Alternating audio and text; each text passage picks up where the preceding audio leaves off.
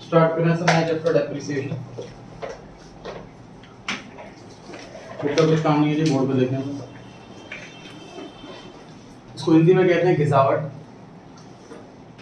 देखिए एसेट और एक्सपेंस इन दो आइटम्स में सिमिलैरिटी होती है कि दोनों में पेमेंट होती है। अगर मैं मशीन खरीदूं 10 लाख की, या मैं मशीन रेंट पर लूं 10,000, पेमेंट दोनों में ही हो रही है। मतलब देखा जाए खर्चे दोनों ही हैं, मशीन खरीदना भी खर्चा है और मशीन का किराया देना भी खर्चा है।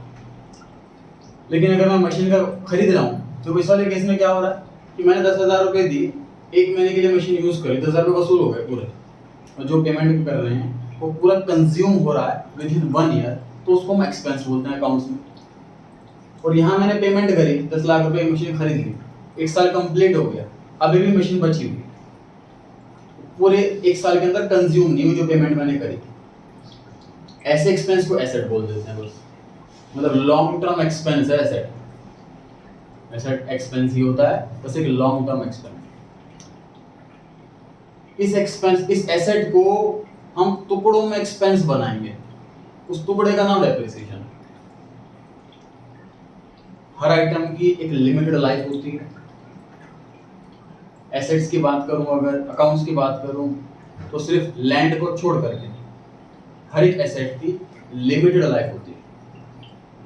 चाहे मशीन हो, चाहे फर्नीचर हो, चाहे कार हो, चाहे एसी हो, कोई भी आइटम हो, उसकी लिमिटेड लाइफ होती है। 5 साल, 10 साल, 20 साल, कभी ना कभी बेकार हो जाएगा। तो एग्जांपल 10 लाख की मशीन है और 10 इयर्स चलेगी, तो मैं इसको 1-1 लाख रुपए टुकड़ों में खर्चा बनाऊंगा। मतलब 10 लाख की मशीन खरीदी, इस साल 1 लाख का डेप्शन नाम का खर्चा बुक कर लिया, अब ये मशीन 9 लाख की रह गई। नेक्स्ट ईयर फिर 1 लाख का डेप्शन, अब ये मशीन 8 लाख की रह गई, फिर 1 लाख का डेप्शन, अब ये मशीन 7 लाख की रह गई। ऐसे करते करते इसको मैं जीरो लेके जाऊंगा 10 साल में। रिटर्न एग्जांपल लिया मैंने, है ना। लाइफ कुछ भी हो सकती है, 5 साल, 15 साल, 25 साल। डेप्रिसिएशन क्या है सर? एसेट को एक्सपेंस में बांट देना, इस प्रोसेस का नाम डेप्रिसिएशन। हर एसेट की वैल्यू डाउन होती है क्योंकि हर एसेट की लिमिटेड यूजफुल लाइफ होती है। डेप्रिसिएशन एक ऐसा एक्सपेंस है जो कि नॉन कैश एक्सपेंस। रेंट में, सैलरी में हम पेमेंट करते हैं किसी ना किसी को, डेप्रिसिएशन में हम किसी को पेमेंट नहीं कर रहे हो, non cash expense. Sir rent generally हर महीने दिया जाता है, तो अकाउंटेंट रेंट नाम के खर्चे को साल में 12 बार लिखता होगा, 12 बार जर्नल एंट्री पास होती होगी। एम्प्लॉय की सैलरी भी जनरली मंथली दी जाती है, तो सैलरी की एंट्री भी साल में 12 बार होती है। डेप्रिसिएशन तो देखा जाए डेली बेस पे लग रहा, आज मैंने मशीन को इस्तेमाल करा, गुड्स बना, तो आज कुछ ना कुछ वैल्यूज की कम हो गई, घिस गई। लेकिन डेली बेस पर या मंथली बेस पर रिकॉर्ड करना बहुत कॉम्प्लिकेटेड हो जाएगा, पैसे तो किसी को देने नहीं है। तो जब प्रॉफिट कैलकुलेट करेंगे उसी टाइम डेप्रिसिएशन भी कैलकुलेट करेंगे। प्रॉफिट साल में केवल एक बार कैलकुलेट होगा, 31 मार्च। इसीलिए डेप्रिसिएशन भी साल में एक ही बार कैलकुलेट होता है, 31 मार्च। जब साल एंड होगा तभी डेप्रिसिएशन कैलकुलेट करेंगे, उसको एक्सपेंस बुक कर लेंगे ताकि प्रॉफिट सही कैलकुलेट होगा। जैसे आपने कहा एसेट और एक्सपेंस दोनों में पेमेंट करनी होती है, लेकिन गुडविल भी तो एसेट होता है। क्या होता है? गुडविल गुडविल एसेट होती है। सर उसमें पेमेंट क्या करनी है?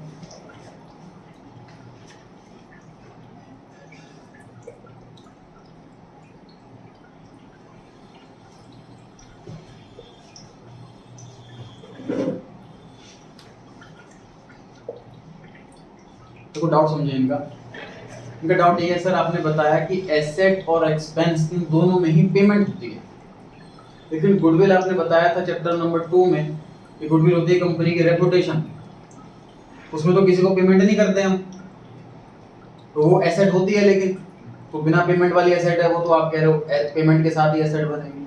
समझते हैं इस चीज को। Accounting standard number 26, accounting for intangible assets.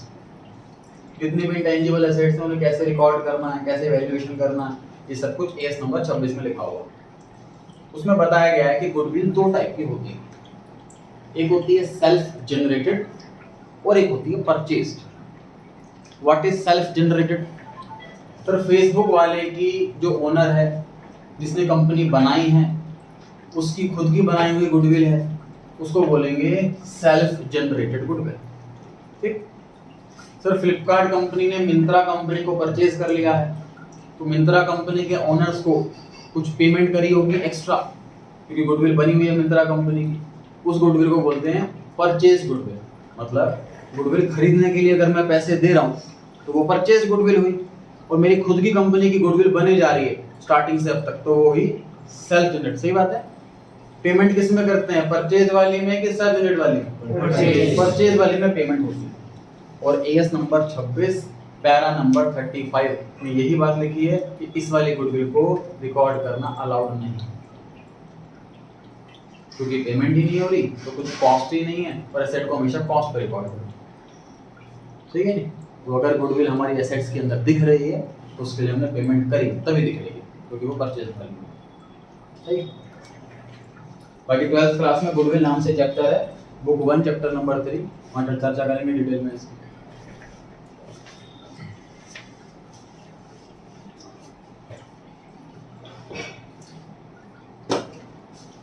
Sir depreciation हर साल लगता है, मशीन की वैल्यू हर साल कम होगी। जैसे एग्जांपल मैंने लिया कि 10 लाख की मशीन है, 10 ईयर्स चलेगी, तो 1 लाख रुपए हर साल कम हो रही है उसकी वैल्यू। ये सर फिक्स क्यों है 1 लाख रुपए? जब मैं पढ़ता था एज ए स्टूडेंट तो मैं सोचता था डेप्रिसिएशन कैलकुलेट करना तो ये इम्पॉसिबल चीज़ है। फॉर एग्जांपल ये चेयर्स खरीदी हुई है जी मैंने, अभी चेयर कितने रुपए की घिस गई, 1 साल में कितनी इसकी वैल्यू कम होगी, हाउ कैन आई कैलकुलेट? तो देखिए एग्जैक्ट कैलकुलेट करना बिल्कुल पॉसिबल नहीं है। इसीलिए चैप्टर नंबर 1 अकाउंट्स के उसमें टॉपिक था लिमिटेशन ऑफ अकाउंट्स। उसमें लिमिटेशन थी accounting is not fully exact. बिल्कुल एग्जैक्ट तरीके से प्रॉफिट, मान लीजिए किसी कंपनी में प्रॉफिट आ रहा है जी 50 करोड़, तो वो एग्जैक्ट प्रॉफिट नहीं है, 2-4 करोड़ ऊपर नीचे हो सकता है, अंदाजे पर रिकॉर्ड करना होता है। तो इसलिए जो एक्यूरेसी लेवल नहीं होता है इसके अंदर, एस्टिमेशन पर ही काम करना पड़ता है।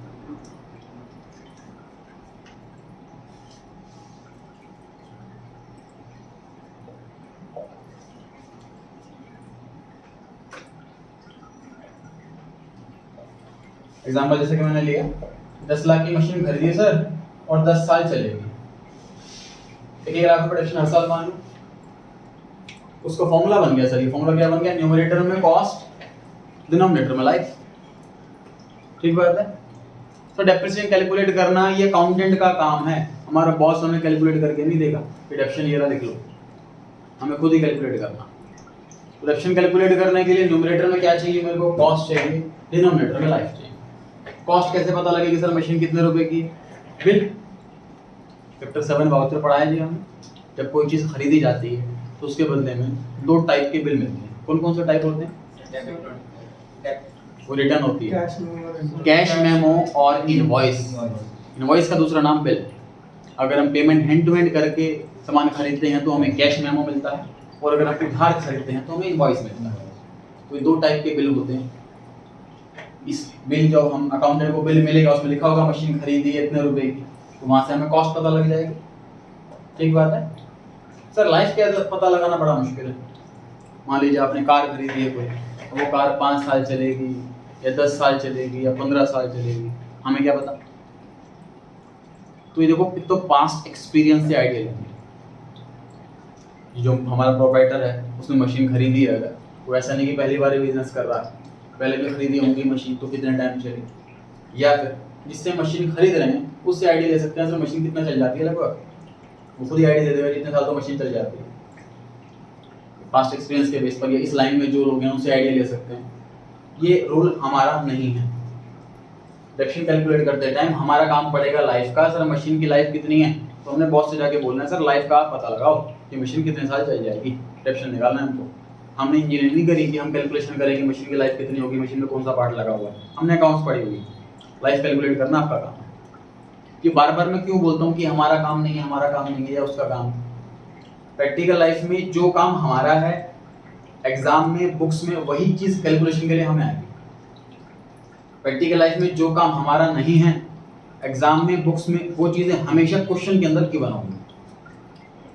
प्रैक्टिकल लाइफ से रिलेट कर सके आप हर क्वेश्चन को, तो जितनी भी चीजें क्वेश्चन के अंदर गिवन है दैट मीन्स प्रैक्टिकल लाइफ में भी वो चीज हमें गिवन होंगी, हमें खुद फाइंड आउट नहीं करनी। जो चीजें फाइंड आउट करने के लिए दे रखी हैं प्रैक्टिकल लाइफ में भी हमें वही चीजें फाइंड आउट करनी है।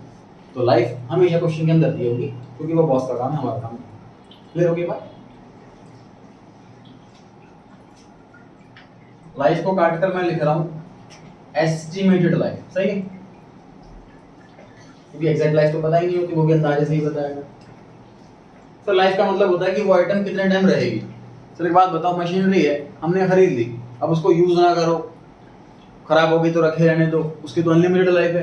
ये थोड़ा ना कि 100 साल के बाद वो गायब हो जाएगी, तो रखी रहेगी वहीं पर। तो देखा जाए लाइफ तो अनलिमिटेड होती है, लेकिन हम बात कर रहे हैं कि मशीन पर हम काम कर सकें, गुड्स बना सकें, तो हम बात कर रहे हैं मशीन की यूजफुल लाइफ। ठीक बात है, हम बात कर रहे हैं मशीन की यूजफुल लाइफ। सर हमने लाइफ पता करी, बॉस कहता है कि इसकी लाइफ जो है वो है 36 महीने। तो देखिए ऐसा है जैसे मैंने आपको बताया पहले भी कि रेंट सैलरी ये हर महीने दिया जाता है, इसलिए इसको हर महीने रिकॉर्ड करते हैं। लेकिन डेप्रिसिएशन क्योंकि नॉन कैश एक्सपेंस है इसलिए इसको सालाना रिकॉर्ड किया जाता है, साल में एक बार। तो हमें जो लाइफ है वो ईयर्स में ही चाहिए। तो 36 मंथ कहता है तो डिनोमिनेटर में 36 नहीं 3 लिखेंगे। 36 मंथ मतलब 3 इयर्स। क्लियर हो गई बात? न्यूमरेटर पर बात करते हैं। Sir as number 10 accounting for fixed assets, इसमें सिखाया हुआ है कि जब तक एसेट रेडी टू यूज नहीं हो जाती तब तक के सारे खर्चे कॉस्ट में ऐड करते हैं। मशीन खरीदी मान लीजिए 10 लाख रुपए की, अमेरिका से खरीदी है, 1 लाख रुपए उसको किराया लग गया जी वहां से यहाँ तक लाने है, तो मशीन 11 लाख की हो गई। अमेरिका की मशीन है, आसपास इंजीनियर्स को पता नहीं है जी, एक्सपर्ट इंजीनियर को बुलाया ताकि वो इंस्टॉल करे मशीन, सिखाए वर्कर्स को कि कैसे चलनी है मशीन। 50,000 रुपये उसने अपनी फीस ली है, ये भी कॉस्ट का पार्ट है। मशीन सर टेम्पो से अनलोड करके फैक्ट्री तक लेकर के आना, लेबर लगेगी उसके अंदर। मशीन कई बार हिलती हैं तो उसको फिट करने के लिए कोई तो ज़मीन की खुदाई की जाती है, उसमें उस मशीन को रख करके सारे नट पे से कसा जाता है, इसमें लेबर लगेंगे काफ़ी सारी। सपोज उनको 50,000 की पेमेंट करिए सब, तो मशीन कितने की होगी सर? 12 लाख की होगी। तो मशीन को परचेज के बाद जो भी खर्चा हमने इसका इंस्टॉलेशन का करा, मैं फिलहाल यहाँ पर इंस्टॉलेशन लिख रहा हूँ, ध्यान क्या रखना है आपको, जब तक एसेट रेडी टू यूज नहीं हो जाती तब तक के सारे खर्च, चाहे किराया हो, चाहे इंजीनियर की सैलरी हो, चाहे लेबर की पेमेंट हो, वेजेस हो। एक खर्चा होता है ट्रायल एंड रन का। ये क्या होता है? तो मान लीजिए इंजीनियर ने कह दिया मशीन रेडी है जी, शुरू कर सामान बनाना, और हमने सारा रॉ मटेरियल डाल दिया, पता नहीं उसमें कोई छोटा मोटा डिफेक्ट है, सारे फिनिश गुड्स बेकार बन गए, बहुत लॉस हो जाएगा। ऐसे केस में हम एज अ सैंपल के रूप में थोड़ा सा रॉ मटेरियल डालते हैं, कोई रॉ मटेरियल ऐसा जो कॉस्टली ना हो, कुछ स्पेयर पड़ा होता है, कुछ डिफेक्टिव सा होता है, वो डालते हैं। फिनिश गुड देखते हैं बनने का कैसा आ रहा है, कुछ कमी है उसके अंदर, कुछ चेंजेस करना है तो इंजीनियर को तभी बताएंगे और वो ठीक कर लेंगे। फॉर एग्जांपल आप मोबाइल रिपेयरिंग के लिए लेके जाते हो तो रिपेयर करके ले जाते हो, तुरंत घर पे नहीं आ जाते, उसके सामने चेक करते हो कि ठीक ठाक चल रहा है कि नहीं चल रहा, कॉल हो पा रही है नहीं हो पा रही, ताकि कोई दिक्कत हो तो हेक्टर बता दें। ट्रायल एंड एरर कहते हैं। मेट्रो में भी ऐसे ही होता है जी, मेट्रो स्टेशन जब बन जाता इंजीनियर कहते हैं जी मेट्रो रेडी है जी, लोगों को बिठाओ, तो पहले उतने इंजीनियर को बिठाते हैं, वो चक्कर काटते हैं, गिरना होगा तभी गिर जाएगा। ट्रायल एंड एरर कहते हैं जिसको। उसके बाद जब तसल्ली हो जाएगी उसके बाद लोगों को बिठाएंगे, तो कॉस्ट में जुड़ जाएगी सारी इंस्टॉलेशन चार्जेस। हाँ जी सर, जैसे हमने कोई बिल्डिंग के लिए अपनी फर्म के लिए उसमें ऑफिस बनाना था सर, उसका भी डेप्रिसिएशन कैलकुलेट करेंगे बिल्कुल, लेकिन हर साल उसकी तो ऐसे पता ही नहीं कितनी वैल्यू रहेगी, उसकी तो लाइफ भी बहुत ज़्यादा होती है। इनका डाउट ये कि सर ऐसी एसेट के बारे में बताओ जिसकी लाइफ होती तो लिमिटेड है लेकिन काफ़ी ज़्यादा होती है। फॉर एग्जांपल बिल्डिंग, तो बिल्डिंग की लाइफ कितनी होती है? देखिए डिपेंड करता है तो ना कि बिजनेस किस टाइप का हो रहा है उसके अंदर। कई कंपनी जो बिल्डिंग ऐसी है जहाँ पर ना हैवी सामान रखा गया, हैवी मशीनरी रखी गई हैं, तो वहाँ पर लेंटर थोड़ा सा ढीला ढाला होना शुरू हो जाता है, कमज़ोर होना शुरू हो जाता है, तो उसकी लाइफ ऐसी बिल्डिंग की लाइफ बहुत ज़्यादा नहीं होती। यहाँ पर हल्का सामान रखा हुआ है, उसकी लाइफ थोड़ी ज़्यादा रहती है। एग्जाम्पल के लिए मान लेते हैं 100 साल, इससे ऊपर तो नहीं चलेगी बिल्डिंग। तो मान लीजिए आपने 1 करोड़ की बिल्डिंग खरीदी है, 100 साल चलेगी, 10 लाख रुपये महीना, लाख रुपये साल का, ठीक है। सर जैसे मशीन चल रही है जो इलेक्ट्रिसिटी यूज कर रही है तो वो भी उसकी कॉस्ट में आ जाएगी। सर मशीनरी खरीदने के बाद हमने 10-12 लाख की मशीन खरीदी, और मशीन को हमने कनेक्ट करा इलेक्ट्रिसिटी से, पावर से। मशीनरी के लिए अलग मीटर लगाया जाता है। नॉर्मल जो मीटर होता है तो आपको पता है, तो डोमेस्टिक मीटर होता है जो हमारे घर में लगता है, एक कॉमर्शियल मीटर होता है जो कॉमर्शियल अगर हम कुछ काम कर रहे हैं, चाहे कोई भी दुकान है वहाँ कॉमर्शियल मीटर लगता है। तीसरा मीटर होता है हॉर्स पावर वाला, जो हैवी मशीनरी होती है, जो ज़्यादा इलेक्ट्रिसिटी लेती हैं, उसके लिए एक अलग से मीटर लगाया जाता है हॉर्स पावर वाला। उसके चार्जेस भी अलग होते हैं। वो हैवी मीटर होता है, उसको कितना भी लोड हम सेंक्शन करवाते हैं तो लोड का हम मशीन चला पाते हैं, ऐसा होता है। तो इलेक्ट्रिसिटी का जो खर्चा है उसको हम कॉस्ट मशीनरी के बोलेंगे या नहीं बोलेंगे, ये डाउट है। आंसर सुनिए, जब तक एसेट रेडी टू यूज नहीं हो जाती तब तक ये सारे खर्चे ही कॉस्ट में ऐड होंगे। जिस दिन वो रेडी टू यूज हो गई उसके बाद के सारे खर्चे नॉर्मल एक्सपेंस। तो इलेक्ट्रिसिटी का खर्चा यूज से पहले का होगा कि बाद का होगा? बाद। इसलिए हम इलेक्ट्रिसिटी चार्जेस अकाउंट डेबिट ही करेंगे, मशीनरी अकाउंट डेबिट नहीं करेंगे उसके। सही। फॉर्मूला सर अपडेट करके इतना आया है, cost plus installation charges divide by estimated useful life in years. आगे सुनते हैं।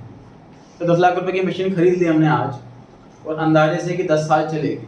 10 साल के बाद जब यूज करने के लिए बेकार हो जाएगी तो उसको फेंक देंगे, उसको हम कबाड़ी में देंगे, स्क्रैप में देंगे। तो स्क्रैप से कुछ तो पैसा मिलेगा। इनफैक्ट मशीनरी में इतना ज़्यादा लोहा लगा होता है, अच्छे खासे रेट होते हैं उसके। छोटा एग्जांपल मान लेता हूँ, 1 लाख रुपए मिल जाएंगे भाई। देखा जाए जिससे मशीन खरीदी है मैंने, उसकी कॉस्टिंग तो लोहे की है, बाकी जो पार्ट्स वगैरह एडलेस करा उसको थोड़ा लेबर लग रही है उसके अंदर, बाकी है मेन कॉस्ट उसकी लोहे की होती है। तो एग्जांपल मान लेते हैं कि 1 लाख रुपए की स्क्रैप वैल्यू में चला जाएगा। 10 लाख रुपए की मशीन आज है और आफ्टर 10 ईयर्स ये जीरो नहीं होगी। आफ्टर 10 ईयर्स इसकी वैल्यू 1 लाख हो जाएगी। आई रिपीट, मेरे एग्जांपल में मशीन खरीदी 10 लाख रुपीस की, और आफ्टर 10 ईयर्स ये बिल्कुल बेकार हो जाएगी तो उसको स्क्रैप में बेच देंगे तो 1 लाख की बिक जाएगी।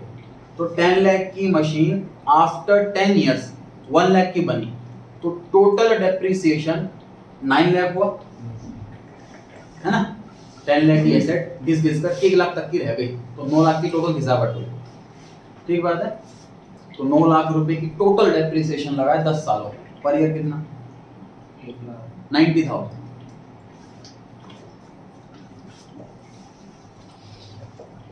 फिर देखते हैं। तो 10 लाख की मशीन है और 1 लाख रुपए की स्क्रैप वैल्यू, तो total depreciation 9 lakh, depreciation per year 90,000। एक बार सोच के देखिए कि सर 10 लाख रुपए की मशीन खरीदी मैंने, अब मैं हर साल इसमें से 90,000 कम करता जाऊंगा हर साल 10 ईयर्स तक। तो 90,000 मल्टीप्लाई बाय 10, 9 लाख रुपीस कम कर दूंगा, कितनी वैल्यू रह जाएगी? 1 लाख वैल्यू रह जाएगी, और 1 लाख की बचनी चाहिए क्योंकि स्क्रैप वैल्यू 1 लाख की। समझ आ रही है बात?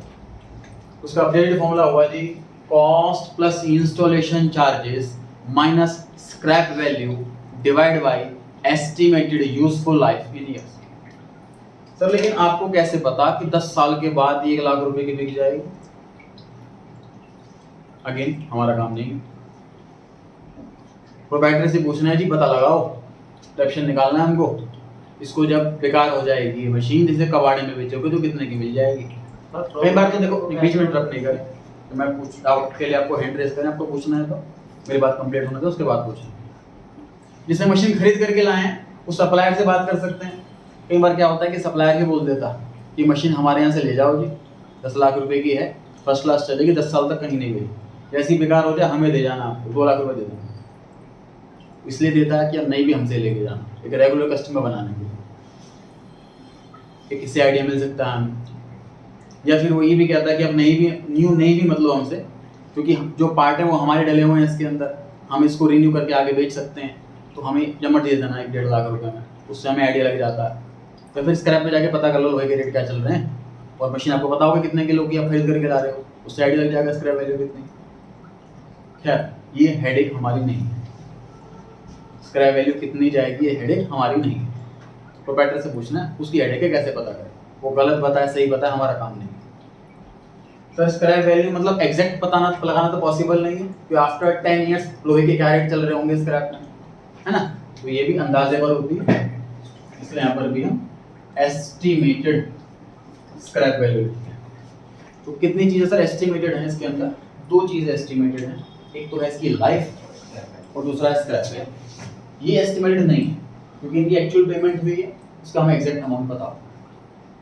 बस फॉर्मूले के अंदर बेसिकली सर 3 आइटम हैं और तीनों ही आइटम आपको क्वेश्चन के अंदर गिवन होंगी, बस आपको सॉल्व करके डेफिनेशन निकालना। समझ आ रहा है? हाँ जी पूछिए। सर ये क्या पूछ रहे कि हैं? प्रोप्राइटर को कैसे पता चलेगा कि 10 साल बाद क्या होगी स्क्रैप की वैल्यू? अंदाजे से कैलकुलेट किया जाएगा। आप पूछ सर बिल्डिंग जब 100 साल बाद बेचेंगे तो सर प्रॉफिट पे बेचेंगे तो डेप्रिसिएशन कुछ रहेगा ही नहीं। सर बिल्डिंग जब 10 इयर्स के बाद सॉरी 100 इयर्स के बाद हम बेचेंगे तो सर इसकी वैल्यू तो बढ़ी हुई होगी, घटी हुई तो नहीं होगी। तो आप घटा कैसे रहे हो? तो मतलब लग रहा है सर ये वाला फॉर्मूला बिल्डिंग पर नहीं लग रहा, ऐसा नहीं। बिल्डिंग आप 100 साल के बाद बेच के देखो 1 रुपया नहीं मिलेगा, खंडर हो जाती है बिल्डिंग। प्रैक्टिकली अगर आप कोई जगह खरीदते हैं, कोई प्रॉपर्टी खरीदते हैं और आप ज़मीन सहित जड़ समेत खरीदते हैं तो आप लैंड की पेमेंट भी कर रहे हैं और बिल्डिंग की पेमेंट भी कर रहे हैं। जब डेप्शन कैलकुलेट किया जाता है प्रैक्टिकल लाइफ में तो लैंड का अमाउंट सेपरेट कैलकुलेट किया जाता है और बिल्डिंग का सेपरेट। डेप्रिसिएशन सिर्फ बिल्डिंग पर लगाते हैं, लैंड पर नहीं। मतलब फॉर एग्जांपल आपको बोलता हूँ मैं, मान लीजिए कोई घर बना हुआ बिल्कुल नया 100 गज का, तो आपसे जो सेलर है वो जगह की पेमेंट भी लेगा, ज़मीन की 100 गज की, और बिल्डिंग की पेमेंट भी लेगा। ठीक बात है। सेकंड ऑप्शन, आपके पास कोई 100 गज का घर है लेकिन वो 100 साल पुराना घर है और वो आप परचेज कर रहे हो, तो आप सिर्फ जगह की पेमेंट दोगे, बिल्डिंग की पेमेंट नहीं करोगे। बिल्डिंग की वैल्यू 0 हो चुकी है। ठीक है जी। खंडर हो जाता 100 साल के बाद तो बिल्डिंग की वैल्यू कुछ भी नहीं कर सकती, सिर्फ लैंड की वैल्यू कर सकती। सर लेकिन अगर हर 10 ईयर में रेनोवेट करवा रहे हैं बिल्डिंग तो भी फिर भी 0 हो गई। नहीं, देखो ऐसा ना, जो नींव होती है या जो बेसिक चीज होती है, स्ट्रक्चर होता है, वो चीज फिर नहीं होती। जैसे रिनोवेशन में क्या करता हूँ मैं, पेंट करवा लिया, रिनोवेशन में मैं ये पत्थर तोड़वा कर नया नहीं लगवाऊंगा, या इसके अंदर सीमेंट हटा करके नया नहीं लगवा सकता, है ना। मेन चीज बेस तो वही है जो खंडर बनाती है चीज को। तो बिल्डिंग की वैल्यू भी डाउन होनी होनी है। ठीक।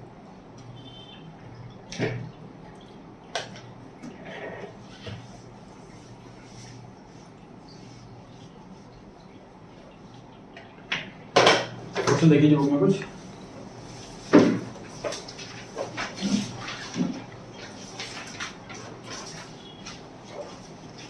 पेज 97 के कर लीजिए आप। पेज 97 सबसे नीचे टॉपिक दिया हुआ है, पॉइंट नंबर 2 में लिखा है factors in the measurement of depreciation. मिला? Yes sir. डेप्शन निकालते टाइम किन किन चीजों का ध्यान रखना है, तो हमने बोर्ड पर अभी देखा 3 चीजों का ध्यान रखना है, कॉस्ट, स्क्रैप वैल्यू और लाइफ। पहला पॉइंट क्वेश्चन पढ़ा। क्वेश्चन में लिखा है स्क्रैप वैल्यू का मतलब क्या होता है? यूजफुल लाइफ मशीन की कौन सी? यूजफुल लाइफ स्टार्टिंग की, useful life and, useful life and की। एंड वाला आंसर आ गया जी, आंसर दे रखा है, टिक मार्क लगाने की जरूरत नहीं है। क्वेश्चन नंबर 2, डेप्रिसिएशन हम किस डेट से लगाना चालू? ध्यान से देखिए बोर्ड पर।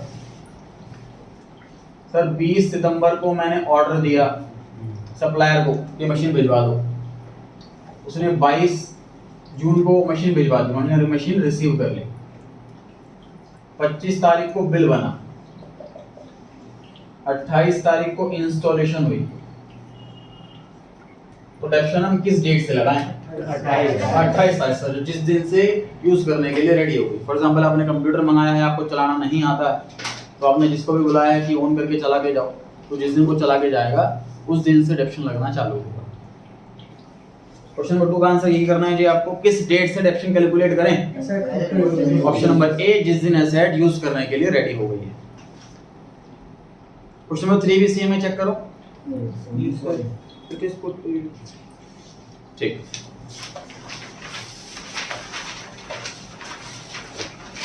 अच्छा रिपोर्ट नहीं पढ़ना है आपको अभी। 97 पेज पे आ जाइए, सबसे ऊपर वाला क्वेश्चन। 97 पेज सबसे ऊपर वाला क्वेश्चन पूछा जी, the main objective of providing depreciation. देखिए क्वेश्चन के अंदर मेन वर्ड लिखा हुआ है, इसका मतलब क्या है कि ABCD चारों के चारों डेप्रिसिएशन के ऑब्जेक्टिव हैं, तो सबसे ज्यादा मेन है वो बताना। पहला पढ़ते हैं, रिड्यूस टैक्स बर्डन।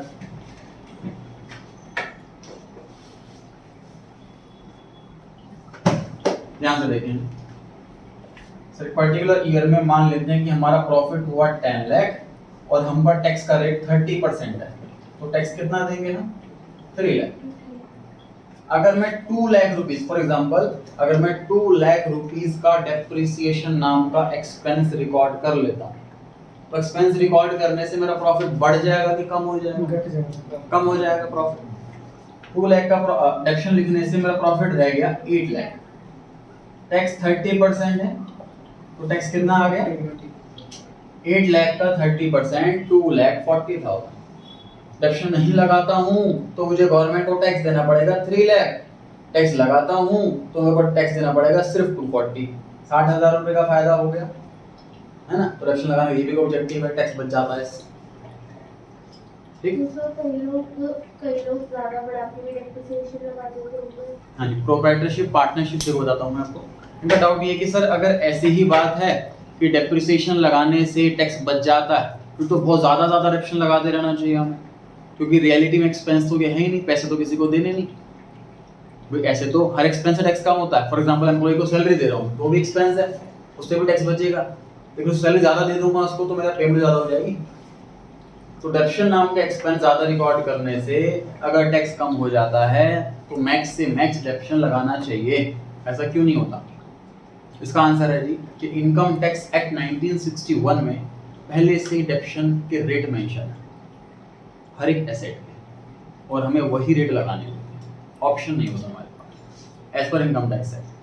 अगर हम बिजनेस चला रहे हैं, प्रोप्राइटरशिप पार्टनरशिप, और अपने अकाउंट्स को प्रॉफिट कैलकुलेट करने के लिए हम चाहे तो कोई और रेट लगा सकते हैं, और इनकम टैक्स वाला ये कह रहा है कि भैया टैक्स के हिसाब से प्रॉफिट अलग कैलकुलेट होगा, उसमें डिडक्शन ये वाला लगेगा जो मैं बता रहा हूँ, उसी रेट से लगेगा, किसी के पास चॉइस नहीं है। आप अलग से भी अकाउंट्स बनाना चाहो अपने बिजनेस के लिए, अलग से बना सकते हो अकाउंट्स, उसमें डिडक्शन चाहे 0 लगाओ, चाहे 50 लगाओ, चाहे 5 लगाओ, या आपकी इच्छा है, वो अपने अकाउंट्स बनाते रहो अलग से। इनकम टैक्स वाले कह रहे हैं टैक्स के हिसाब से हम प्रॉफिट अपने हिसाब से कैलकुलेट करेंगे, उस पर अलग से टैक्स। ठीक। हाँ जी सर, टैक्स बचाने के चक्कर में सर प्रॉफिट अगर कम दिखाएंगे तो उसकी गुडविल कम नहीं होगी? देखिए सर, टैक्स कम प्रॉफिट का क्वेश्चन है सर कि डेप्रिसिएशन नाम का एक्सपेंस अगर हम बढ़ाते हैं तो उसका एक फायदा तो आपने बता दिया कि टैक्स कम हो जाएगा, लेकिन एक नुकसान भी होगा कि अगर प्रॉफिट कम दिखेगा तो लोन नहीं मिलेगा, लोन उसी को मिलेगा जिसका प्रॉफिट अच्छा होगा। अगर प्रॉफिट कम होगा तो इन्वेस्टर पैसा नहीं लगाएंगे, अच्छा प्रॉफिट अच्छा ग्रोथ होगी तभी इन्वेस्टर्स पैसा लगाते हैं। इसलिए कंपनी एक्ट के हिसाब से डिडक्शन का रेट अलग है। ठीक है, कंपनी एक्ट में क्या होता है देखें।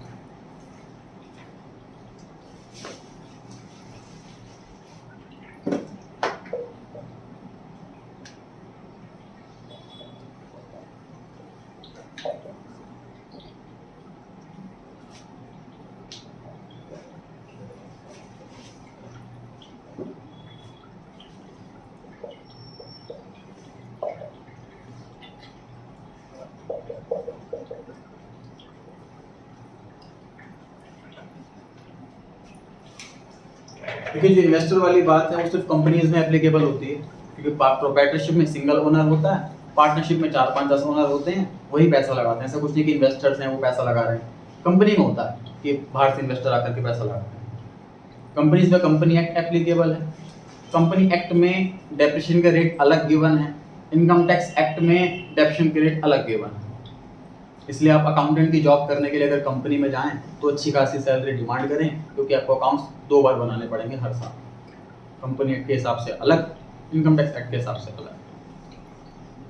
इन कंपनी एक्ट में जो डिडक्शन का रेट दे रखा है उसको ना मिनिमम रेट मेंशन कर रखा है, जैसे बिल्डिंग पर रेट 5% का दे रखा है, अगर मैं 6 लगाना चाहूँ तो लगा सकता हूँ, 10 लगाना चाहूँ तो लगा सकता हूँ, लेकिन कोई ज़्यादा लगाएगा नहीं, क्योंकि कंपनी एक्ट का प्रॉफिट दिखाया जाएगा इन्वेस्टर्स को, दिखाया जाएगा बैंक वालों को लोन लेने के लिए। तो हर इंसान चाहेगा कि मैं प्रॉफिट ज़्यादा से ज़्यादा दिखाऊं और खर्चा कम से कम दिखाऊं, तो जो रेट लिखा होता है वही लगाया जाता है कंपनी। इनकम टैक्स एक्ट के रेट अलग है, उसी रेट से डेडक्शन लगेगा हर एक कंपनी को, हर एक प्रोप्राइटरशिप को, हर एक पार्टनरशिप को, तो टैक्स उस हिसाब से निकलेगा। मतलब इसमें आपके पास कोई ऑप्शन नहीं है, मैनिपुलेशन करने का ऑप्शन नहीं है कि मैं टैक्स ज़्यादा देना चाहता हूँ या कम देना चाहता हूँ, खर्चा बढ़ा लूँ घटा लूँ, यहाँ पे ऑप्शन नहीं है आपके पास। यहाँ पर मिनिमम रेट दे रखे हैं, बढ़ा सकते हो, लेकिन कोई बढ़ाएगा नहीं ऑफकोर्स, क्योंकि ज़्यादा खर्चा दिखाएगा तो प्रॉफिट कम हो जाएगा और इन्वेस्टर पैसा नहीं लगाएंगे, बैंक लोन नहीं देगा। हाँ जी सर, ऑफिस में पड़ा हुआ कैश भी एसेट होता है तो उस पर डेप्रिसिएशन लगता है? सर, एडेप्शन कौन कौन सी एसेट पे लगता है, ये इसकी चर्चा कर रहे हैं। सर, एसेट तो बहुत सारी होती है, मेरे बैंक में पैसा पड़ा है वो भी एसेट है, उस पर भी डिडक्शन लगाएं, मेरा कैश रखा है 1-2 लाख रुपये, उस पर भी डिडक्शन लगाएं, वगैरह वगैरह। चैप्टर नंबर 2 में बाइफर्केशन सीखी थी हमने इसकी, कि सारी एसेट्स की मेजर 2 कैटेगरी होती हैं, एक करंट एसेट और एक non current asset. Current asset उसे कहते हैं जो विद इन 12 मंथ्स कैश बन जाएगा, बैंक बैलेंस, डेटर, गुड्स। जो अबाउट 12 मंथ्स कैश बनेगा वो non current asset, building, machine, furniture. Depreciation जो होता है वो सिर्फ नॉन करंट एसेट्स पे लगता है। क्लियर हो गया बात? डाउट क्लियर हो गया इनकम टैक्स वाला आपका?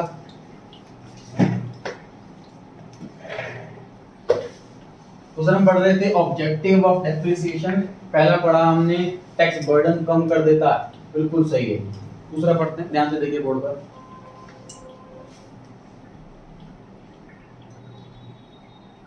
अभी टैक्स पॉइंट को भूल जाते हैं, सेकंड पॉइंट पढ़ते हैं। सर, कंपनी को प्रॉफिट हुआ है, प्रोप्राइटरशिप को प्रॉफिट हुआ है 10 लाख। जनरली एक प्रोप्राइटर उतनी ड्राइंग्स करता है जितना प्रॉफिट होता है। जनरली एक प्रोप्राइटर उतनी ही ड्राइंग्स करता है जितना प्रॉफिट होता है। बेसिकली देखो होता क्या, दुकान में भी मान लीजिए 1 लाख का सामान मैं खरीद करके लाया, उसे दुकान में रखा, वो सामान 1,20,000 में बेच दिया, पैसा आ गया। अब प्रोप्राइटर 20,000 रुपये अपने घर ले जाएगा, 1 लाख का दोबारा माल खरीद लेगा। तो जनरली जितना प्रॉफिट होता है प्रोप्राइटर उतनी ही ड्राइंग्स करता है। अगर मैं डेडक्शन लगा देता हूँ यहाँ पर 2 लाख रुपए, तो प्रॉफिट रह जाएगा 8 लाख, तो ड्राइंग्स भी होगी 8 लाख, तो कहीं ना कहीं 2 लाख रुपए दुकान में रखे रह जाएंगे। और हर साल डेडक्शन लगाऊंगा 2 लाख, हर साल 2 लाख रुपए दुकान में रखे रह जाएंगे। तो इकट्ठे होते होते इतना पैसा इकट्ठा हो जाएगा कि 10 साल के बाद मैं एक न्यू मशीन खरीद पाऊँ। लेकिन मशीन आज हमने खरीद ली, किसी तरीके से पैसा अरेंज कर लिया, लेकिन आफ्टर 10 ईयर से भी मशीन बिल्कुल बेकार हो जाएगी। उस टाइम नई मशीन खरीदनी पड़ेगी, कहाँ से पैसा आएगा उसके लिए अरेंजमेंट हमें आज से शुरू करना चाहिए।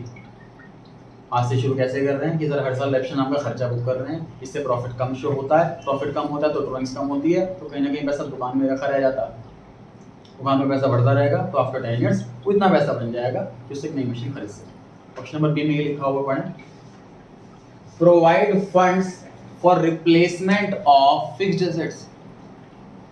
पैसा फंड प्रोवाइड कर रहा है ये, ताकि हम रिप्लेस करें, पुराने को हटा करके नहीं रखें एसेट। समझ पा रहे हैं? This is also one of the objective of depreciation. Point number C, show true financial position. Sir machine खरीदी मैंने 10 लाख रुपीस की और अपने अकाउंट्स में 10 लाख ही दिखाता रहूं मैं हर साल, तो उसकी एसेट की वैल्यू तो लेकिन कम हो रही है, और 10 लाख ही दिखाते रहना तो गलत होगा। एसेट की वैल्यू कम होती जा रही है तो सही वैल्यू दिखानी चाहिए हमें, घट गई है वैल्यू तो घटी हुई वैल्यू दिखानी चाहिए। डिडक्शन लगाने का ऑब्जेक्टिव ये भी होता है कि हमारे जो फाइनल अकाउंट्स बनेंगे उसमें ट्रू वैल्यू शो हो, तो सी भी ऑब्जेक्टिव है। Option number D, comply with legal requirements. Law कहता है डिडक्शन इसलिए लगाते हैं, तो ये भी ऑब्जेक्टिव है। चारों ही ऑब्जेक्टिव हैं, सबसे फायदे का सबसे मेन ऑब्जेक्टिव है कि बी ऑप्शन। तो फंड्स प्रोवाइड होंगे, डेप्रिसिएशन लगा करके पैसा इकट्ठा होगा, नई मशीन खरीद। क्लियर हो गई ये बात? डेप्रिसिएशन से हमें पैसे मिलते थोड़ी ना। तो डेप्रिसिएशन से पैसे कैसे इकट्ठे हो रहे हैं, बी ऑप्शन क्लियर नहीं हो पा रहा है, फिर कोशिश करता है समझने की। फॉर एग्जांपल आपकी जो है डैडी की सैलरी आती है 50,000 रुपये, अब उनको लगता है कि हर महीने में खर्च कर देता हूँ, जरूरी खर्चे निकालने के बाद कुछ बाहर खा लिया, घूमने चले गए वगैरह वगैरह खर्च कर लेते। तो वो क्या करते हैं हर महीने कुछ चीज़ें, फॉर एग्जांपल आपने सपोज ये बोल दिया कि डैडी जो है मेरी स्कूल की जो फीस है वो 2000 रुपये बढ़ गई है, 2000 रुपये आप एक्स्ट्रा उनसे ले लेते हो और आप अपने पास सेव कर रहे हो हर महीने 2000 रुपये, तो एक टाइम के बाद एक अच्छा खासा अमाउंट हो जाएगा।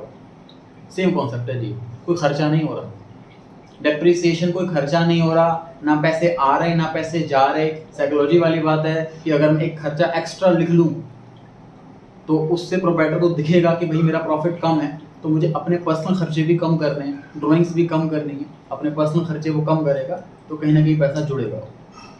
अब स्पेसिफिकली हम कहीं पैसा जोड़ कर रख नहीं रहे हैं इसमें, वो कहीं ना कहीं री इन्वेस्ट दुकान में ही होगा।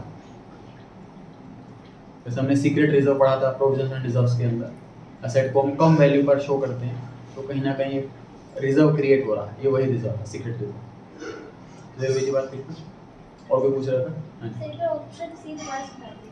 ऑप्शन सी में है sir show true financial position in the balance sheet. Balance sheet होती है सर कंपनी की रिपोर्ट कार्ड जो साल के एंड में बनाई जाती है। इसमें सारी एसेट, सारी लायबिलिटी, सारी कैपिटल लिखी जाएंगी। अगर हम डेप्शन नहीं लगाते तो मशीन 10 लाख रुपीस की ही दिखती रहेगी हर साल, जो कि गलत है और ट्रू नहीं, पोजीशन नहीं। अगर 10 लाख की मशीन 5 साल पहले थी, आज की डेट में वो 5 लाख की रह गई है, तो हमारी बैलेंस शीट में भी वो 5 लाख ही शो होना चाहिए। तो ट्रू पोजीशन बैलेंस शीट की शो हो, इसके लिए भी हम डेप्शन लगाते हैं। सर जैसे हमने 31 मार्च को बैलेंस शीट बनाई, लेकिन हमने मशीनरी जो है 30 मार्च को परचेज करी, फिर डेप्शन नहीं लगाएंगे। डेप्शन इज अ पीरियोडिक कॉन्सेप्ट, जितने पीरियड यूज करी डेप्शन उतने पीरियड का लगा। सर जैसे हमने आज मशीन खरीदी तो प्रॉफिट जो हमने कॉस्ट पे खरीदी जो प्रॉफिट में से माइनस हो जाएगा। मतलब जैसे हमने आज 10 लाख की मशीन खरीदी तो प्रॉफिट में से 10 लाख कम हो जाएंगे वो। नहीं, ऐसा थोड़ी ना, कम डेप्शन कम करेंगे ना वहाँ से हम। 1 लाख नहीं सर, जैसे आज हमने मशीन खरीदी तो हम हमारे से बैंक से कैश चला गया 10 लाख, तो प्रॉफिट में उससे 10 लाख कम हो जाएंगे। प्रॉफिट में से एसेट माइनस नहीं होती, एक्सपेंस माइनस होता है। आप ऐसा बोलो कि 10 लाख कैश में से कम हो जाएगा तो मैं एग्री हूँ, प्रॉफिट में से कम हो जाएगा तो नहीं। पहली बात तो प्रॉफिट आपको पता ही नहीं, प्रॉफिट साल के एंड में पता लगेगा 31 मार्च को। और प्रॉफिट में से फिर एक्सपेंस माइनस करेंगे डेप्रिसिएशन के नाम पर। 10 लाख की मशीन खरीदी है, प्रोडक्शन कैलकुलेट करूँगा, सपोज 1 लाख रुपये आया तो 1 लाख कम होगा प्रॉफिट में से, पूरा 10 लाख में। बढ़े जी आगे।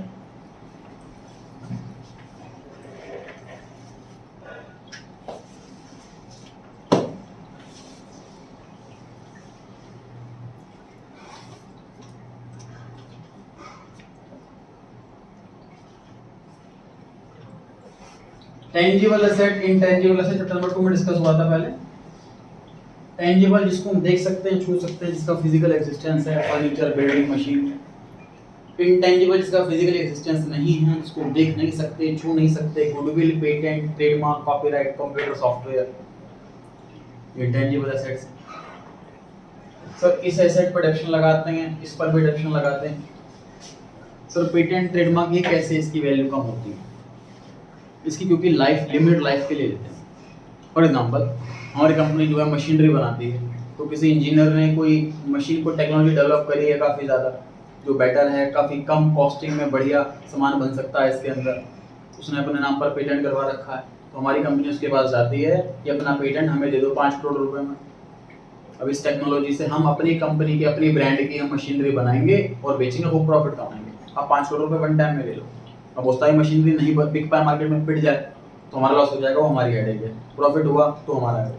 अब 5 करोड़ रुपये फिक्स ले लो, अब 5 करोड़ रुपये हमने उसको दे दिए। अब हमें लगता है कि इसके दम पर, क्योंकि 5 साल लगभग हम इसके दम पर मशीनरी को पक्का बेच ही सकते हैं, तो इस 5 करोड़ रुपये को हम 5 साल में बांटेंगे, 1 करोड़ रुपये खर्चा मानेंगे हर साल, 5 साल इसकी वैल्यू 0 हो जाएगी। ये अंदाजे पर रिकॉर्ड कर लिया हमने 5 साल। हो सकता है इसकी जो मशीन की टेक्नोलॉजी है ये 10 साल 20 साल तक चल जाए। जनरली टेक्नोलॉजी ज़्यादा लंबे टाइम चल नहीं पाती, क्योंकि टेक्नोलॉजी न्यू आ जाती है। तो टेक्नोलॉजी की बात करो आप, तो जो आज हमें लेटेस्ट लग रही है, आफ्टर 5 years वो आउटडेटेड होगी, तो इस पर भी डेप्शन लगाते हैं सर। लेकिन डेप्शन की हिंदी होती है घिसावट। पेटेंट घिस गया, सॉफ्टवेयर घिस गया, मतलब ये वर्डिंग जो है वो मैच नहीं कर रही, सूट नहीं कर रही इसको।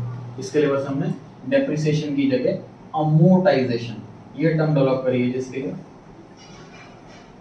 तो डेप्रिसिएशन और अमोर्टाइजेशन दोनों एक ही बात है। सिर्फ इतना सा फर्क है कि टेंजिबल एसेट्स के साथ हम डेप्रिसिएशन वर्ड इस्तेमाल करते हैं और इनटेंजिबल एसेट्स के साथ हम अमोर्टाइजेशन वर्ड इस्तेमाल करते हैं, जैसे गुडविल। जैसे गुडविल। क्लियर हो गई जी बात? ध्यान रहेगा।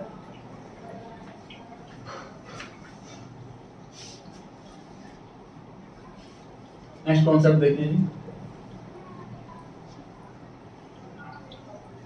तो कोयले की खान या फिर तेल का कुआं, ऐसी आइटम, ऐसी एसेट्स होती हैं नेचुरल रिसोर्सेज वाली। इन पर डेप्रिसिएशन एक अलग टाइप से लगाया जाता है, वो टाइप हमारे कोर्स में नहीं। डेप्रिसिएशन के टोटल 10 मेथड होते हैं, 11th के कोर्स में सिर्फ 2। Same chapter graduation first year में आएगा, उसमें भी यही 2 मेथड रिपीट होंगे। बाकी के 8 मेथड सिर्फ प्रोफेशनल कोर्स के अंदर। जो मैं बताने जा रहा हूँ ये प्रोफेशनल कोर्स वाला है। इस पर डेप्शन लगाने का जो मेथड होता है इसे बोलते हैं डिप्लीशन मेथड। देखिए होता क्या है, मैं तेल के कुएं की बात करता हूँ। एग्जाम्पल मान लेता हूँ कि इस तेल के कुएं में करीब 1 लाख लीटर का तेल है। तो हमें इसमें से तेल निकालेंगे और उसको एक्सट्रैक्ट करके, उसको प्योर करके हम इसको आगे बेचेंगे। तो मान लीजिए इस साल मैंने 10,000 लीटर निकाल लिया, तो करीब 10% तेल निकाल लिया। 1 लाख लीटर टोटल था, 10,000 निकाला तो करीब 10% निकाल लिया। तो जितने का भी मैंने खरीदा हुआ है कुआं, सपोज मैंने कुआं खरीदा हुआ है ये 50 लाख रुपए का, तो डेप्शन 10% 5 लाख डेप्शन आ गया। मतलब जितना ऑयल निकालूंगा, जितना परसेंट मैं इसको कम कर लूंगा, उतना परसेंट डेप्शन लगा दूंगा। मान लीजिए अगले साल मैंने तेल निकाला है इसमें से, तो डेप्शन लगाऊंगा। उससे अगले साल मैंने सपोज 50,000 लीटर, आधा तेल खाली, आधा कुआं खाली कर दिया, 50,000 लीटर निकाल दिया आधा, तो डेप्शन भी लगा दूंगा 25 लाख आधा। मतलब यूज के हिसाब से डेप्शन लगता है ऐसा। समझ आ रही बात? इस मेथड को बोलते हैं डिप्लीशन मेथड, जो कि नेचुरल रिसोर्सेज के लिए यूज किया जाता है। ऐसी एसेट्स को हम टेक्निकली वेस्टिंग एसेट्स कहते हैं, क्योंकि सारा तेल निकालने के बाद ये एसेट वेस्ट हो जाती है। ठीक है जी। क्वेश्चन नंबर 2 पढ़ते हैं। अमोर्टाइजेशन रेफर्स टू, कौन सा option? C option, intangible. Option A का मीनिंग भी पता लग गया आपको क्या होता है, ऑप्शन बी का मीनिंग भी पता लग गया आपको क्या होता है, ऑप्शन डी चैप्टर नंबर 2 में पढ़ाता हूं। Fictitious asset, huge advertisement expenditure, तुमने राइट ऑफ नहीं करेगी, ध्यान रहेगा। क्वेश्चन नंबर 3, डेप्रिसिएशन का मेन रीजन क्या है? इसका मतलब सर जितने भी ऑप्शन दे रहे हैं सारे के सारे रीजन हैं डेप्रिसिएशन के। जो मेन वाला है, जो सबसे मस्ट है, वो बताना। पहला है जो फिजिकल वियर एंड टियर, इस्तेमाल, चीज का रख रखाव। अगर हम किसी चीज को इस्तेमाल करेंगे तो वो घिसेगा, उसकी वैल्यू कम होगी। ऑप्शन नंबर ए ये कह रहा है।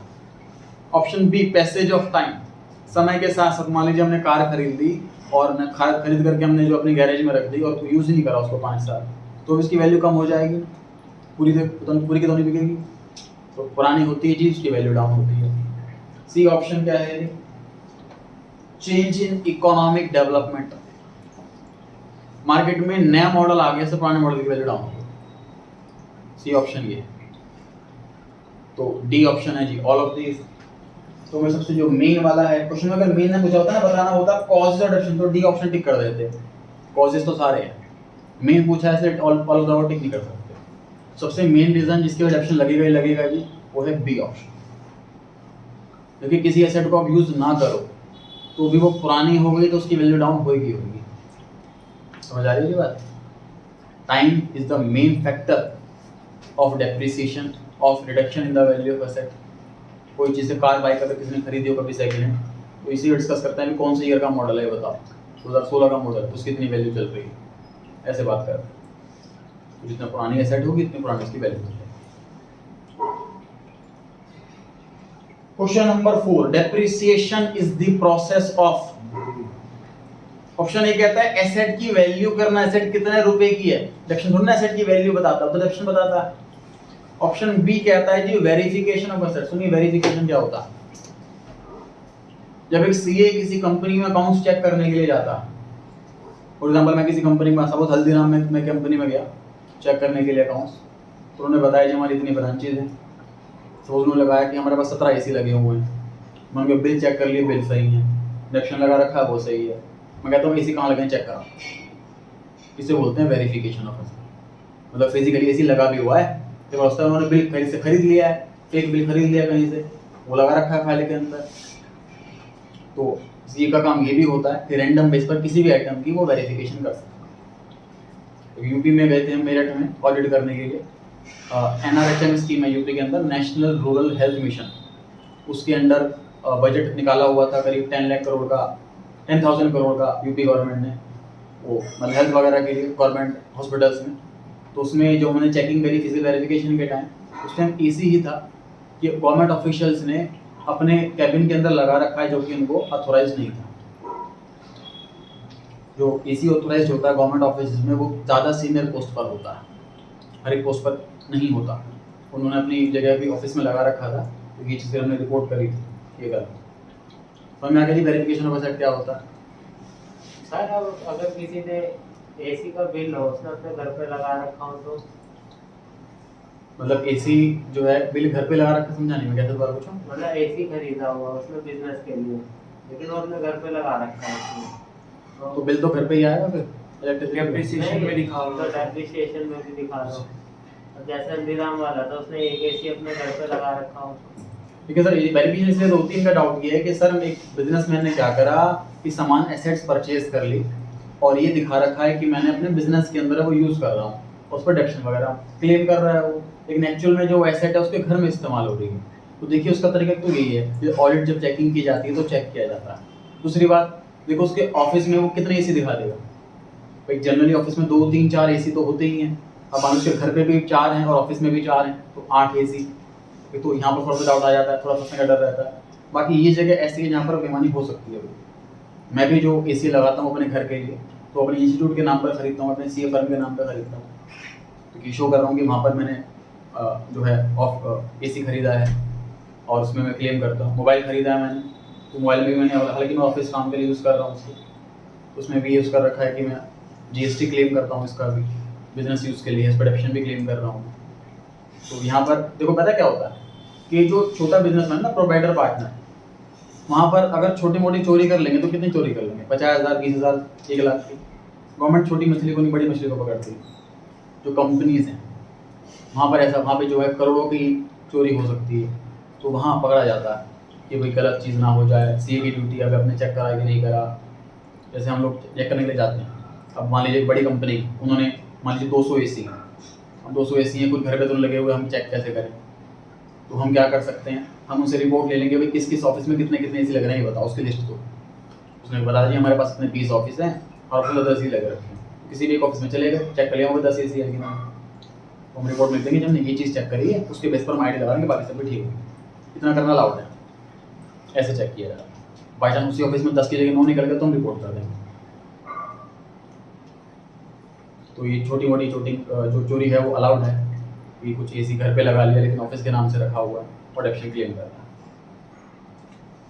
ऑप्शन नंबर C में लिखा हुआ है जी, allocation of assets to the period of its life. Basically asset को ही हम बांट रहे हैं उसकी लाइफ में। 10 लाख की मशीन खरीदी, 10 साल चलेगी, तो 10 लाख रुपए को मैं 10 सालों में बांट रहा हूँ। ऑप्शन नंबर C डेप्शन यही है, C आंसर हो गया। ऑप्शन D में लिखा है जी, एसेट की वैल्यू कम हो रही। ऑप्शन D भी बिल्कुल सही कह रहा है, डेप्शन से वैल्यू कम होती है। तो लेकिन अगर C सर बेस्ट ऑप्शन है, C पर टिक लगाएंगे हम। अगर C ऑप्शन ना होता ना तो D पर टिक लगा देते। क्लियर हो गई जी बात। क्वेश्चन 5 में लिखा है जी, अंडरलाइन कीजिए ऑब्सोलेंस और वहां लिखिए आउटडेटेड। अंडरलाइन कीजिए ऑब्सोलेंस और वहां लिखिए आउटडेटेड। तो कई साल पहले हम लेकर के आए एक बढ़िया सी machinery black and white TV बनाने की। लोगों के घर में टीवी नहीं होता है और अब ब्लैक एंड व्हाइट टीवी बना रहे हैं हम। फर्स्ट क्लास लोग खरीदेंगे, अच्छी सेल होगी इस नाम से, बढ़िया सी मशीन खरीदेंगे। थोड़े ही साल बाद फैशन आ गया कलर टीवी का। मशीन फर्स्ट क्लास काम कर रही है, फर्स्ट क्लास टीवी बना रही है, कोई दिक्कत नहीं है इसके अंदर, लेकिन डिमांड ही नहीं रही है black and white TV. Colour TV की डिमांड हो गई, कलर टीवी की मशीन खरीदनी पड़ी। ये मशीन आउटडेट हो गई, बेकार हो गई ड्यू टू ऑब्सोलेंस। तो डेप्शन का ये भी रीजन हो गया। एसेट की वैल्यू कम होने का, खत्म होने का ये भी एक रीज़न होगा कि चीज़ आउटडेट होती जा रही है। कलर टीवी की मशीन ले आए, कलर टीवी कुछ साल बिका, फिर ज़माना आ गया एलसीडी का, कलर टीवी की मशीन बेकार हो गई, एलसीडी का मशीन लेकर के फिर एलईडी का ज़माना आ गया। तो ये चेंज होता रहता है, टेक्नोलॉजी चेंज होती रहती है। तो टेक्नोलॉजी चेंजेस की वजह से हमारी मशीन आउटडेट हो रही है। This is also one of the reason of depreciation. Sir जैसे साल खत्म होने से पहले ही, बैलेंस शीट बनने से पहले ही कोई मशीनरी खराब हो गई तो उस पर डेप्रिसिएशन लगेगा फिर? ये मशीन खराब हो गई, उस पर रिपेयर कराओ, ठीक कराओ उसको। सर अगर रिपेयर ही नहीं हो तो मशीन की लाइफ 10 साल थी और एक्चुअल में क्या हुआ, 7 साल के बाद ही मशीन बोल गई, मशीन बिल्कुल चल नहीं रही है, खराब हो चुकी है, न्यू लानी पड़ेगी। तो 7 साल के बाद कैसे कैलकुलेशन करेंगे हम? 7 साल के बाद उसको बेच देंगे हम। जितने रुपए की उस टाइम वैल्यू होगी उसे कंपेयर कर लेंगे स्क्रैप वैल्यू से, जो बचा हो प्रॉफिट या लॉस, ज़्यादा की बिकी प्रॉफिट कम बिकी। लेकिन हम डेप्रिसिएशन तो उसकी 10 साल की वैल्यू से निकाल देते हैं। 7 ईयर तक तो उसी से निकाल रहे थे, 7 ईयर में बेच दी तो उससे सारे हिसाब किताब कर देंगे उसको। हाँ जी सर जैसे हमने कंपनी से या किसी इंजीनियर से पेटेंट खरीदा 1 साल के लिए, हमने 1 साल में 10,000 मशीन बना ली और उसमें से सिर्फ 9,000 बिकी, तो सर उस 1 साल के बाद हम वो मशीन बेच सकते कि नहीं बेच सकते? देखिए, अगर हमने किसी से पेटेंट खरीदा है या गुडविल खरीदी है 1 साल के लिए तो वो एसेट है ही नहीं, तो उसका एक्सपेंस। एसेट कहते हैं उसको जिसकी लाइफ मोर देन 1 ईयर होती है। डेप्रिसिएशन का क्वेश्चन ही नहीं उठेगा। फिर डेप्रिसिएशन का नहीं है। अच्छा, जैसे हमने 1 साल के लिए पेटेंट खरीदा, मतलब डेप्रिसिएशन चैप्टर से अलग क्वेश्चन है ना? हाँ हाँ जी, कुछ हमने 1 साल के लिए पेटेंट खरीदा और हमने 10,000 मशीन बना ली। पेटेंट किस टर्म पे खरीदा? फिक्स्ड अमाउंट दिया है कि पर आइटम आप रॉयल्टी दे रहे हैं? नहीं, फिक्स खरीदा हमने। ठीक। हमने इंजीनियर को पैसे दे दिए, हमने 10,000 मशीन में से 9,000 मशीन बेच दी। 1 साल के बाद अभी भी 1,000 मशीन पड़ी हुई है, तो हम उसको बेच सकते कि नहीं बेच सकते? अच्छा, वो डाउट ये है सर कि हमने किसी से राइट्स लिए हैं। फॉर एग्जांपल ये मूवीज़ वगैरह में होता है कि सर किसी ने मूवी बनाई है तो टीवी चैनल वाले ने उनसे राइट लिए हैं कि हम 6 महीने तक या 3 महीने तक या इतने टाइम तक आपकी मूवी हम अपने टीवी चैनल पर दिखाएंगे और आपको इतनी पेमेंट करेंगे। उतने टाइम तक ही दिखा सकते हैं, उसके बाद नहीं दिखा सकते। अब जैसे कि हम किसी से इंजीनियर से हम परचेज कर रहे हैं कि आप अपनी टेक्नोलॉजी हमें दे दो, तो जैसे बुक आपके पास है टीएस ग्रेवाल की, सुल्तान चंद एंड पब्लिकेशन, उनकी प्रिंटिंग की दुकान है और जो टीएस ग्रेवाल हैं उनके राइटर हैं। तो टीएस ग्रेवाल को वो पेमेंट दे रहे हैं और उसके बदले में बुक छाप रहे हैं सुल्तान चंद। तो अब उनकी पेमेंट टीएस ग्रेवाल की कैसे होगी? अब सुल्तान जो टीएस ग्रेवाल है वो खुद की दुकान नहीं खोलेगा, फैक्ट्री नहीं खोलेगा वो किताब छापने के लिए, और सुल्तान चंद फैक्ट्री में एक्सपर्ट है तो वो किताब लिखेगा नहीं, उसको अकाउंट्स नहीं आती, तो वो मिलकर ही काम करेंगे। अब इसमें टीएस ग्रेवाल वाले के पास 2 ऑप्शन है, या तो वो लमसम अमाउंट ले ले कि भाई मुझे आप सपोज 50 करोड़ रुपए दे दो और लाइफ टाइम के लिए बुक्स आपकी हो गई, आप ये बुक छापते रहो, जो मर्जी कमाना है कमाओ। या फिर ऐसा कर सकते हैं कि भाई पर ईयर मुझे 5 करोड़ रुपए दे दो आप, उसमें जितने बड़ी किताब छापो पर ईयर का वो आपका रहेगा। या फिर तीसरा ऑप्शन रहेगा कि आप मुझे फिक्स अमाउंट मत दो, मुझे रॉयल्टी दो। फॉर एग्जांपल पर बुक मुझे 50 रुपीज़ चाहिए, तो जितने भी बुक्स आप बेचोगे उतने मुझे रॉयल्टी मिल जाएगी। तो ऐसे ऑप्शंस हो सकते हैं। ठीक बात है। इनका डाउट ये है कि अब सर इस केस के अंदर मान लीजिए टीएस ग्रेवाल वाले ने फिक्स्ड अमाउंट ले लिया 1 साल का। अब 1 साल में ये सुल्तान चंद ने काफ़ी सारी बुक्स बना ली, उसमें से कुछ बुक बिकी नहीं है, उन बुक्स का कैसे होगा? वो बुक्स तो नेक्स्ट ईयर बिकेगी, उसका कैसे होगा? तो वो ना जब एग्रीमेंट बनाया जाएगा उस टाइम ये बात तय करी जाएगी कि आप 1 ईयर की सेल या 1 ईयर की मैन्युफैक्चरिंग किस बेस पर आप रॉयल्टी की पेमेंट कर रहे हैं। ठीक है जी। कुछ आइटम ऐसी होती हैं जिसकी यूजफुल लाइफ जैसे कि बुक की हो गई, तो बुक तो सर 1 साल के बाद पुराना एडिशन बिकेगा ही नहीं। लेकिन जो मशीन आइटम है उसमें ऐसा कुछ नहीं कि 1 साल के बाद नहीं बिकेगा। अगर मैं इसी खरीद के ला रहा तो मेरे साथ पुराना की मैन्युफैक्चरिंग है लेकिन है नया, तो खरीद लूँगा मैं। तो ऐसे केस में सेल के हिसाब से होना चाहिए, मैन्युफैक्चरिंग के हिसाब से नहीं। तो बताइए क्वेश्चन 5 का कौन सा आंसर है? आउटडेट कौन से ऑप्शन की वजह से हुआ? ऑप्शन लास्ट वाला ऑप्शन सर, इनोवेशंस और इन्वेंशंस, डेप्शन ऑब्सोलेंस इस वजह से होता है ना, इनोवेशंस वगैरह होते हैं। क्वेश्चन नंबर 6 सेम क्वेश्चन है, बताइए कौन सा आंसर सही है? Option number C, technology change हो गई, नई टेक्नोलॉजी आ गई, इस वजह से आइटम ऑब्सोलीट हो जाती है और आउटडेट हो जाती है। ठीक है जी, चलिए इतना करते हैं।